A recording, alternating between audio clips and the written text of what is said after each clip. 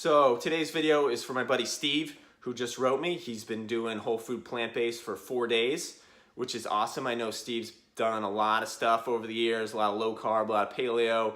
He's tried plant-based in the past. He's committed to it for 15 days, and he's run into some issues. He says that he's got like brain fog, poor short-term memory, lack of sex drive, and just low energy overall. And he thinks that he's felt this way in the past when he's done like water mineral depletion to like lose weight before a fight and stuff like that, because he does jujitsu. And so he gave me a list of what he's eating, and he thinks he's not eating enough. And I can tell just right off the bat, looking at the list, it's not enough food. So he said 7 to 10 cups of leafy greens a day, 4 to 5 cups of berries, 2 tangerines, 1 cup of lentils, hibiscus tea, a little bit of broccoli, a little bit of flaxseed, but really nothing substantial. I don't know, is this all in one meal? Or because this sounds like barely a meal on its own, honestly. So doing a lot of leafy greens and vegetables, which is awesome, but those things just do not have that much calories. So you can eat them, they're great, but you gotta eat calorically dense plants too. And so that's gonna be in terms of fruit and whole food starches. And I know if you do low carb, you tend to have a fear of the carbs, okay? You tend to have a fear of the whole food carbs because the paleo diet says that like basically white bread and candy is the same thing as like bananas and sweet potatoes. And I'm here to tell you, it's definitely not, okay? So you want to up the game on fruit big time. 2 tangerines. I'm gonna sit down to about a dozen plus tangerines for breakfast, as you'll see in a minute here. And then you want to up the game on fruit, as well as what we call safe starches. So potatoes, sweet potatoes, probably first choice. Then rice, quinoa, millet, stuff like that. You can get into the more glutinous grains like the barley and the wheat, but I tend to stay away from that stuff. So I will make a video. This is the best way to explain. It's just what I eat in a day. We're about the same size. I'm 170 pounds. We're both, moderately active. I do CrossFit 3 times a week. I know you do jujitsu and other stuff, Steve.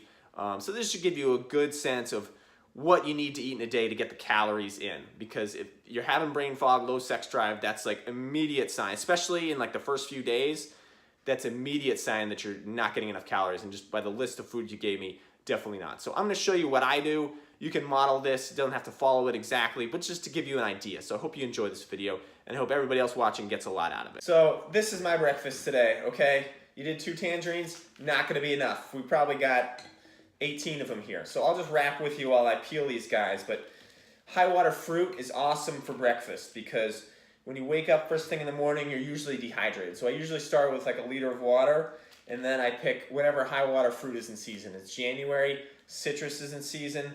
Love me some tangerines. These things are the bomb, okay? And each one of these has probably only got like 50 calories maybe. So, and that's generous, maybe like 40. So if I'm eating like 18, I'm getting like, 700 to 800 calories out of breakfast, okay? All high water fruit. And it may take some time to like, build up the stomach capacity to eat that much because they're still pretty calorically poor as fruit goes, okay? So, but for breakfast, typically, I don't like something that heavy, and it's 10 o'clock. I don't eat breakfast till, after I work out. But yeah, you gotta up the cal. This is a serving of fruit, okay? Everybody thinks fruit is like a snack. Fruit is a meal, all right? That's, if I can impress upon you one thing, fruit is a meal. Because all our ancestors, the baboons, the chimpanzees, they all eat fruit and greens as meals, especially meals of fruit. Do not be afraid of the sugar. It's got fiber in it. It's not going to spike your blood sugar.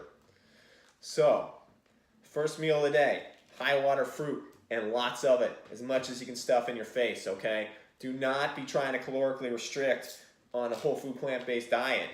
Eat as much as you want, as much as you can, especially in the beginning when your stomach isn't used to eating so much high fiber food. So for lunchtime, I almost always do a smoothie. If you don't have the bananas lying around, you can do something like potatoes or sweet potatoes. But this is what we got going here, about 10 bananas. They're ripe and spotty. Brown spots, that's how you know you're ready. If they're not having brown spots, they're not ripe enough for a smoothie. They're not really ripe enough to eat. I'll throw in some grapes and some celery too. Like I said, if I didn't have the fruit around, I might do like, a sweet potato and a couple baked potatoes in the oven. Just like, 50 minutes at 425 degrees.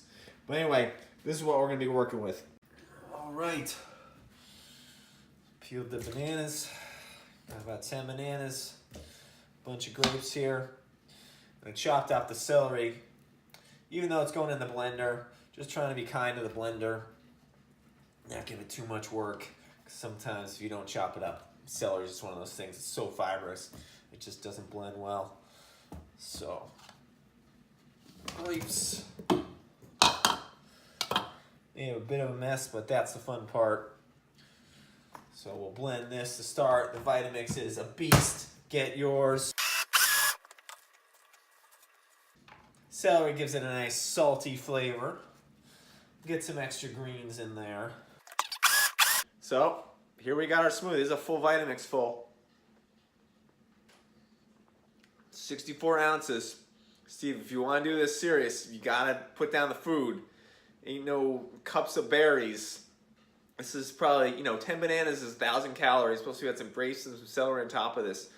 So this is serious business. You gotta eat a lot, especially if you're an active man.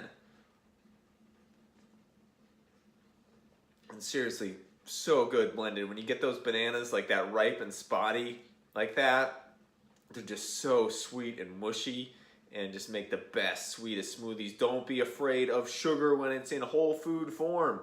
All we did was blend it. Didn't refine it. Didn't refine out the fiber. Won't cause a blood sugar spike.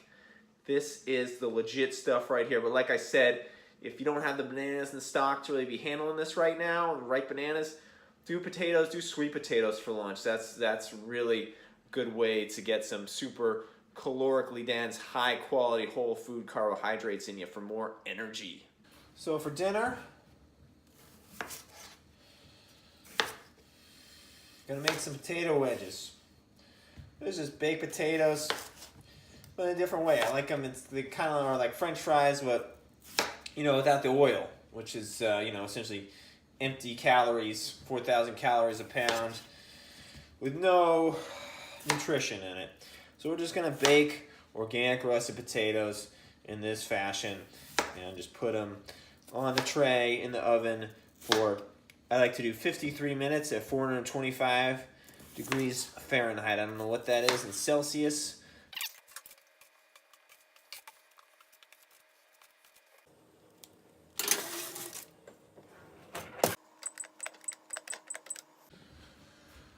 So while the potatoes are cooking, we'll make our salad. I got head organic green leaf lettuce here, and then we got some organic hemp seeds, organic lemon that I foraged. I assume it's organic. I got it off a neighbor's tree, and then I got some tahini, not organic, sumi. So when I cut the lettuce, I like to cut it as thin as possible. Like dice everything as fine as possible. Vegetables, especially green leafy ones, require a lot of chewing, and I don't know about you, but I like to spend my whole life chewing. So this is why I blend things. This is why I chop things fine. The smaller you chop it, the easier it's going to be to eat it, and the more you're going to enjoy it. If you've got these like giant leaves, you're going to be sitting there chewing all night on your salad, and you're going to hate it. So next things next, we'll throw some organic hemp seeds on there. And this is for flavor and just making sure we get some good omega-3s in. Next up, we'll make the dressing. So, just about half of this lemon. Okay, in here. And then take a couple spoonfuls of tahini here. There we go. And then just mix that up. And we got enough here to make it good. And so we'll just throw that on and mix it in the salad. So here they are out of the oven. So demolish the salad while the potatoes were baking. I apologize. It was just so good. That combination of lemon juice and tahini. The lemon juice brings out like this the saltiness, and then the cheesiness of the tahini, so it really almost tastes like cheese. So it was like super good, and I just devoured that while the potatoes were baking. So we got the potato wedges here, baked potato wedges, no oil, and I just dip them in mustard. That's one of the things I dip them in. Sometimes I dip them in hot sauce, or I'll make split peas in on the stove in the Instapot and just mush it all together so it's like a paste, and then dip the potatoes in that. That's really good, but really simple, guys, here. This is like 2-ingredient meal. I don't know how to make it any easier, honestly. So hope you got a lot out of that. Hope you enjoyed this video. If you have questions, leave a comment down below. I try to answer everything. And if you're like, okay, I need more info, I need to do this myself, I've got a free guide. Teaches you, steps and tricks to succeed on a whole food plant-based diet. So I'll put a link to that down below. You can check that out. Otherwise, give this video a thumbs up, a like, subscribe if you haven't already, and I'll catch you guys next video. Thanks for watching. I've created a special gift for you. If you're new to a plant-based diet and you'd like to try it to lose some weight or get help with a disease condition, this book is for you. It's my top 7 tips for succeeding on a healthy plant-based diet. Yours free when you sign up for my email list. All you have to do is click the link below.